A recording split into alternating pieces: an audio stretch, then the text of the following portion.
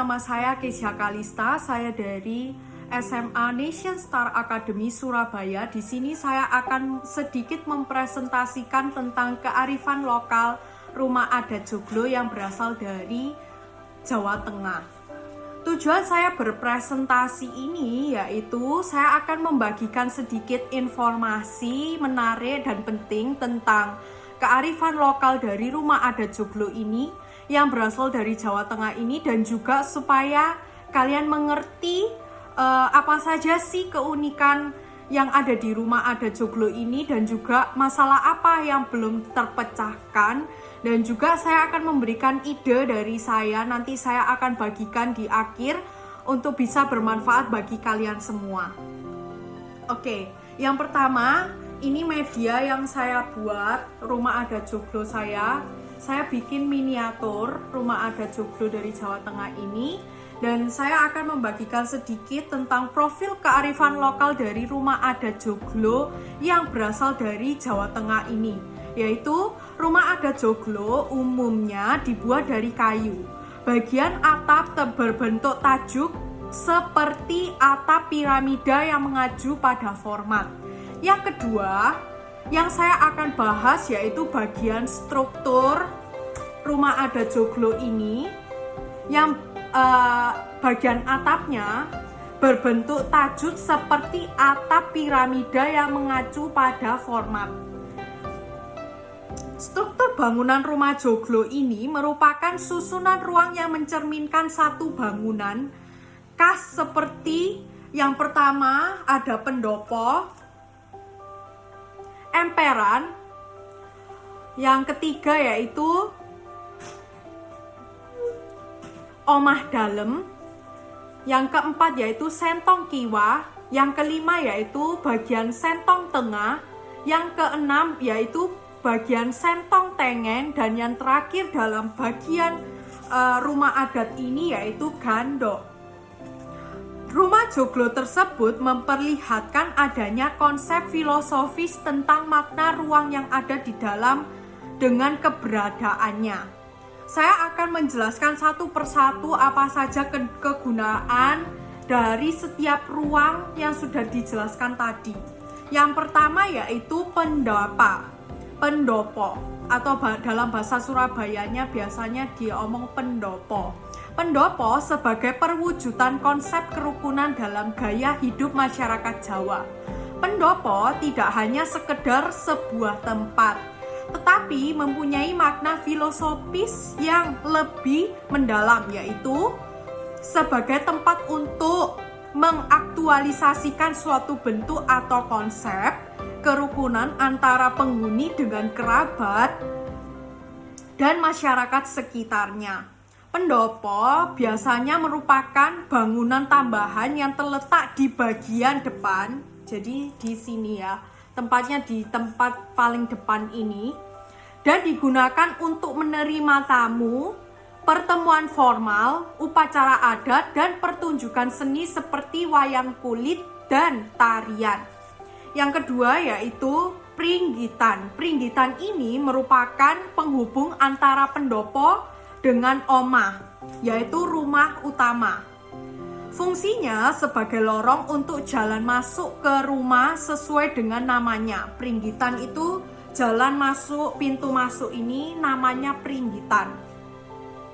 Fungsinya sebagai lorong untuk jalan masuk ke rumah sesuai dengan namanya. Pringgitan ini juga digunakan sebagai tempat ringgit yang artinya bermain wayang.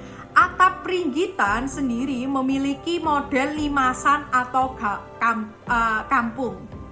Yang ketiga yaitu bagian emperan. Emperan ini adalah penghubung antara pringgitan dan umah jero. Bisa juga dikatakan sebagai teras depan karena lebarnya sekitar 2 meter.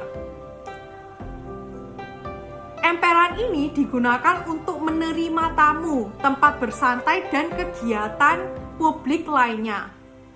Pada emperan biasanya terdapat sepasang kursi, kayu, dan meja. Di sini juga tidak terlihat karena sebagai contoh saja, sebagai media saja. Oke, selanjutnya bagian omah dalem. Itu bagian yang keempat di dalam rumah joglo. Bagian ini sering pula disebut omah mburi, dalem ageng atau omah saja.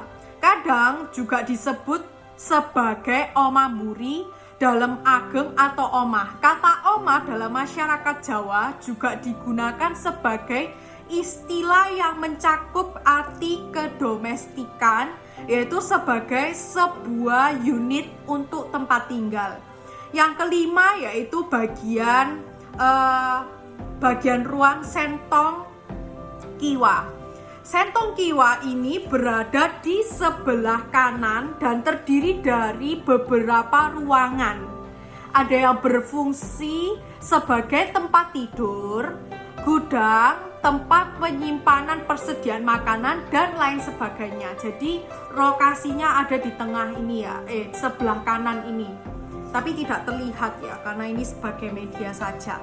Yang keenam yaitu sentong tengah. Sentong tengah itu kalau sekarang disebut dengan kayak ruang tamu gitu. Bagian ini terletak di tengah bagian dalam, sering juga disebut dengan pedaringan, boma, atau kerobongan. Sesuai dengan letaknya yang berada jauh di dalam rumah, bagian ini berfungsi sebagai tempat menyimpan benda-benda berharga. Jadi tertutup ya, jadi bagian ruang tamu bagian dalam. Jadi mungkin bukan ruang tamu ya, lebih penting dari ruang tamu mungkin. Menyimpan benda-benda berharga seperti harta keluarga atau pusaka semacam keris dan lain sebagainya. Dan bagian yang ketujuh yaitu sentong tengen. Bagian ini sama seperti sentong kiwa, baik fungsinya maupun pembagian ruangannya. Dan yang paling terakhir bagian ruangan di rumah adat joglo ini yaitu disebut dengan gandok. Gandok ini merupakan bangunan tambahan yang letaknya mengitari sisi belakang sisi bangunan joglo ini dan samping bangunan inti. Dan di sini saya akan membagikan sedikit permasalahan apa sih yang masih belum terpecahkan di rumah adat joglo ini. Di sini aku dapat menjelaskan yaitu permasalahan yang masih belum terpecahkan, yaitu fungsi dari rumah adat joglo ini pada saat di masa lampau. Bangunan joglo ini hanya sebatas sebagai rumah bangsawan saja yang bisa mempunyai struktur bangunan rumah adat ini. Dan biasanya pada perencanaannya sampai pelaksanaannya juga membutuhkan sarana ritual yang rumit dan ketat. Dan biasanya bangunan rumah joglo ini memiliki ritual yang tidak biasa gitu loh, jadi rumit, sehingga bangunan joglo ini menciptakan masalah yang belum terpecahkan sampai saat ini karena memiliki sifat sakral, monumental, karismatik, serta berwibawa. Dan di sini saya akan membagikan sedikit dari ide dari saya, masalah yang belum terpecahkan ini. Dan saya akan membagikan sedikit tentang ide bagaimana sih cara menanggulangi atau mengurangi supaya masalah ini bisa terpecahkan atau diberikan solusi. Dan ini ide dari saya. Mungkin bisa bermanfaat dan bisa sewaktu-waktu bisa memecahkan masalah yang masih dipegang teguh ya mungkin ya sama orang-orang. Yang pertama ide saya yaitu dengan adanya peraturan yang ketat sampai harus ada ritual di dalam perencanaan dan pelaksanaannya. Menurut ide saya semestinya seharusnya disemarakan dan mengubah peraturan yang tidak seketat tersebut agar bisa menciptakan daya minat masyarakat di Jawa ini untuk melestarikan rumah adat bentuk joglo tersebut agar tetap lestari dan menjaga keunikan yang dimiliki Indonesia. menurut saya juga sebagai langkah yang benar supaya juga tidak terjadi kepunahan dari adat istiadat rumah joglo yang berasal dari Jawa Tengah ini. Itu ide yang pertama. Dan ide yang kedua yang saya akan share ke kalian semua, yaitu menciptakan hal yang baru untuk mempengaruhi adat istiadat yang mungkin tidak menarik perhatian masyarakat dengan cara membuat keunikan yang berbeda daripada yang lain. Dari ide yang baru ini, yang lebih modern, ini bisa menciptakan supaya orang itu tertarik gitu loh. Tetapi tetap mempertahankan ya, jangan lupa tetap mempertahankan keunikan dari rumah adat joglo ini, tapi diberi inovasi lebih modern supaya orang yang zaman sekarang ini dapat tertarik gitu loh. Maksud dari inti ide saya yang kedua ini, dengan cara membuat keunikan yang berbeda dari yang ide yang baru yang lebih modern, tetapi tetap mempertahankan keunikan dari struktur bangunan joglo tersebut.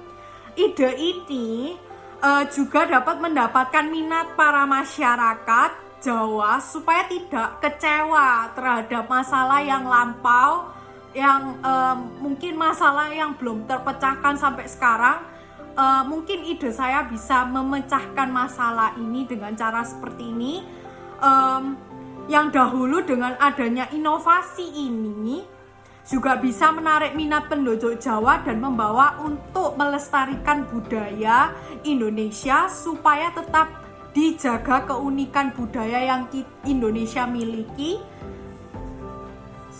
untuk melestarikan sampai nanti. Oke.